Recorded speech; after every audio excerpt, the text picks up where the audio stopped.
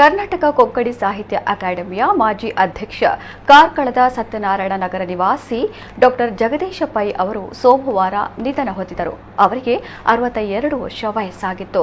ಮೃತರು ಪತ್ನಿ ನಂದಾ ಪೈ ಮತ್ತು ಇಬ್ಬರು ಪುತ್ರರನ್ನ ಅಗಲಿದ್ದಾರೆ. ಡಾಕ್ಟರ್ ಪೈ ಅವರು ರಾಷ್ಟ್ರೀಯ ಸ್ವಯಂ ಸೇವಕ ಸಂಘದ ಸಕ್ರಿಯ ಕಾರ್ಯಕರ್ತರಾಗಿ ಸಮಾಜ ಸೇವೆಯಲ್ಲಿಯೂ ತಮ್ಮನ್ನ ತೊಡಗಿಸಿಕೊಂಡಿದ್ದರು. ಪತ್ನಿ ಡಾಕ್ಟರ್ ನಂದಾ ಪೈ ಜೊತೆಗೆ ಕಾರ್ಕಳದ ಸದಾನಂದ ರಸ್ತೆಯ ಸಮೀಪ ಆತ್ರೇಯ ಕ್ಲಿನಿಕ್ ನಡೆಸುತ್ತಾ ಪಂಚಕರ್ಮ ಚಿಕಿತ್ಸೆಯ ಮೂಲಕ ಜನಾನುರಾಗಿಯಾಗಿದ್ದರು. ಕನ್ನಡ ಮತ್ತು ಕೊಂಕಣಿ ಸಾಹಿತಿಯಾಗಿದ್ದ ಅವರು ಉತ್ಥಾನ ಪತ್ರಿಕೆಯ ಅಂಕಣಕಾರರಾಗಿದ್ದರು. ರಾಷ್ಟ್ರೀಯ ಭಾವೈಕ್ಯ ಕುರಿತಂತೆ ಹಲವು ಕೃತಿಗಳನ್ನು ಪ್ರಕಟಿಸಿದ್ದರು. ಹಾಸ್ಯ ಸಾಹಿತ್ಯ, ವ್ಯಕ್ತಿತ್ವ ವಿಕಸನ ಕುರಿತಂತೆಯೂ ಕೃತಿಗಳನ್ನು ರಚಿಸಿದ್ದರು. ಶೈಕ್ಷಣಿಕ, ಸಾಮಾಜಿಕ, ಧಾರ್ಮಿಕ ಕ್ಷೇತ್ರಗಳಲ್ಲಿಯೂ ಸಕ್ರಿಯರಾಗಿದ್ದರು. ಅವರು ಕೊಂಕಣಿ ಅಕಾಡೆಮಿಯ ಅಧ್ಯಕ್ಷರಾಗಿದ್ದ ಸಂದರ್ಭದಲ್ಲಿ 2022ರ ಫೆಬ್ರವರಿ ತಿಂಗಳಲ್ಲಿ ಮಂಗಳೂರಿನ ಉರ್ವ ಸ್ಟೋರ್ ಬಳಿ ಕೊಂಕಣಿ ಭವನ ನಿರ್ಮಾಣಕ್ಕೆ ಶಿಲಾನ್ಯಾಸ ನೆರವೇರಿಸಲಾಗಿತ್ತು.